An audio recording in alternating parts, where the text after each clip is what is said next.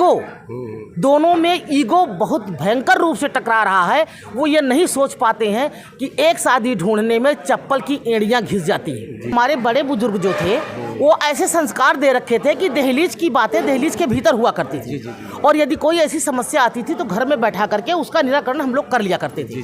आज वो चीज़ नहीं है। अगर बच्चा मेरा पढ़ने गया है तो वो इतना बड़ा मोबाइल लेकर के 30,000 40,000 का मोबाइल लेकर के गया है। पहली बात तो माँ बाप का शोषण कर रहे हैं बच्चे लड़के कि हमें चाहिए, और अगर उन्हें नहीं मिलता है तो वो गलत काम करते हैं, चोरी करेंगे, छिनैती करेंगे। बहुत सारे मामले आप लोगों के सामने देखने को आते होंगे कि गाड़ी से मोबाइल छीन लिया, हाथ से मोबाइल छीन लिया, पर्स चोरी कर लिया। तो ये इसका कारण ये है। और रही बात लड़कियों की, वो भी विद्यालय जा रही हैं, पढ़ने जा रही हैं, स्कूल जा रही हैं। माँ बाप शाम को उनको पूछना चाहिए कि आप कहाँ गई थी, और उनकी जानकारी रखना चाहिए। क्योंकि देखिए वो इतना बड़ा मोबाइल लेके, अगर हमने उनको मोबाइल नहीं दिलाया है तो वो मोबाइल उनके पास कहाँ से आया। ये पुरुष प्रधान देश है, यहाँ पर अभी भी पुरुष की प्रधानता है।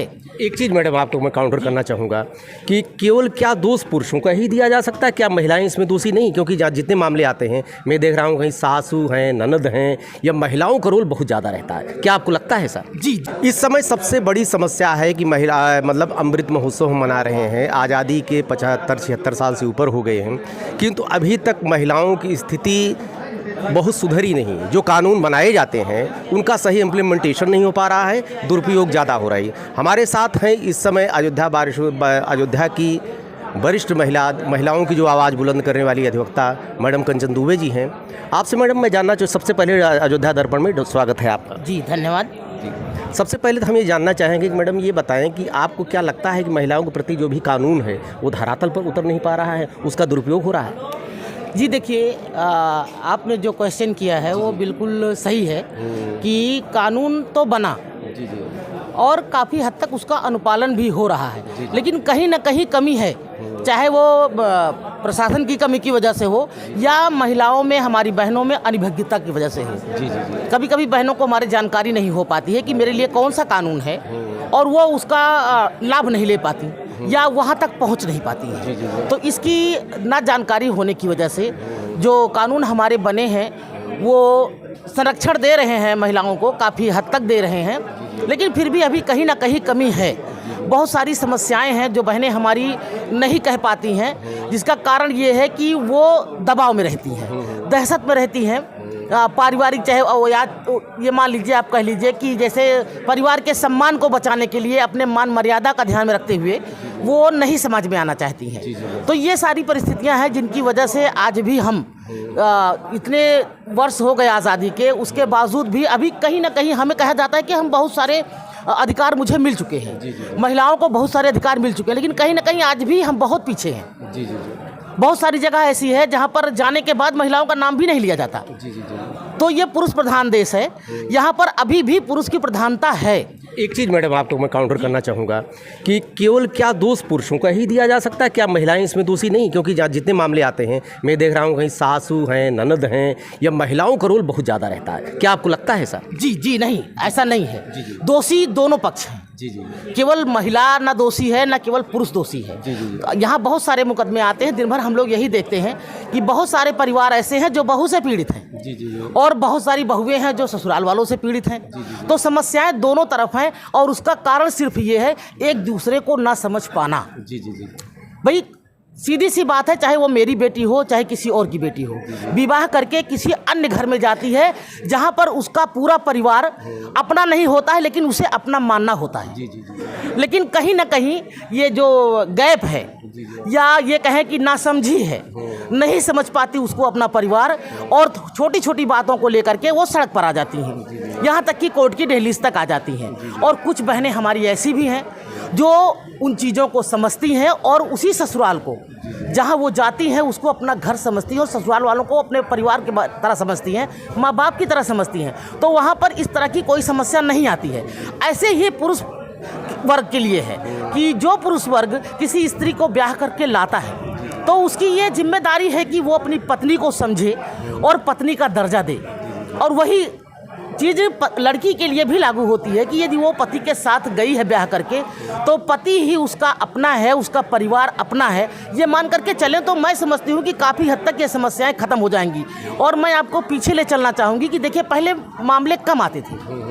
पहले के समय में हमारे बड़े बुजुर्ग जो थे वो ऐसे संस्कार दे रखे थे कि दहलीज की बातें दहलीज के भीतर हुआ करती थी। और यदि कोई ऐसी समस्या आती थी तो घर में बैठा करके उसका निराकरण हम लोग कर लिया करते थे।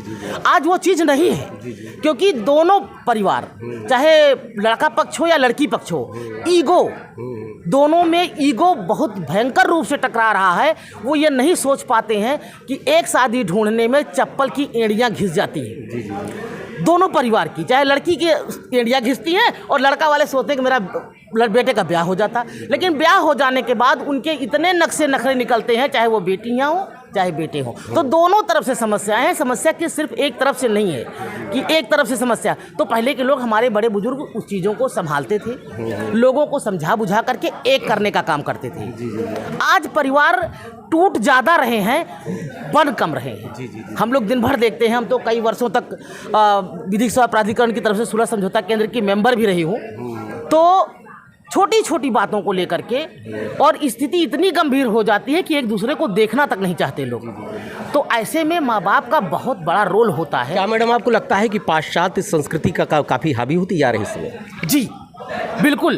देखिए, आज हमें चाहिए बड़ा मोबाइल, जिससे हम व्हाट्सएप, मैसेंजर और फेसबुक चला सकें। आज हमें चाहिए बहुत सारी चीज़ें जो हम दिखावा के रूप में अपने जीवन में इस्तेमाल कर रहे हैं, ठीक ना। लेकिन कहीं ना कहीं उसका अभाव है। अगर पैसे का अभाव है तो ऐसी परिस्थितियों में बहुत सारी चीज़ें गलत भी हो रही हैं, जिनका कारण कभी कभी हम लोग देखते हैं बहुत सारी समस्याओं का कारण बनता है, जिसे मैं ओपन नहीं कहना चाहती। लेकिन बहुत सारी चीज़ें हैं जो समस्या का कारण समाज में बनी हुई है।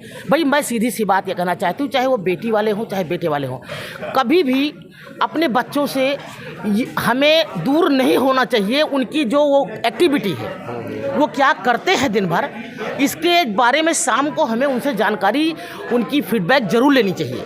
क्योंकि अगर बच्चा मेरा पढ़ने गया है तो वो इतना बड़ा मोबाइल लेकर के 30,000 40,000 का मोबाइल लेकर के गया है। पहली बात तो माँ बाप का शोषण कर रहे हैं बच्चे, लड़के, कि हमें चाहिए, और अगर उन्हें नहीं मिलता है तो वो गलत काम करते हैं, चोरी करेंगे, छिनैती करेंगे। बहुत सारे मामले आप लोगों के सामने देखने को आते होंगे कि गाड़ी से मोबाइल छीन लिया, हाथ से मोबाइल छीन लिया, पर्स चोरी कर लिया। तो ये इसका कारण ये है। और रही बात लड़कियों की, वो भी विद्यालय जा रही हैं, पढ़ने जा रही हैं, स्कूल जा रही हैं। माँ बाप शाम को उनको पूछना चाहिए कि आप कहाँ गई थी, और उनकी जानकारी रखना चाहिए। क्योंकि देखिए, वो इतना बड़ा मोबाइल लेके, अगर हमने उनको मोबाइल नहीं दिलाया है तो वो मोबाइल उनके पास कहाँ से आया।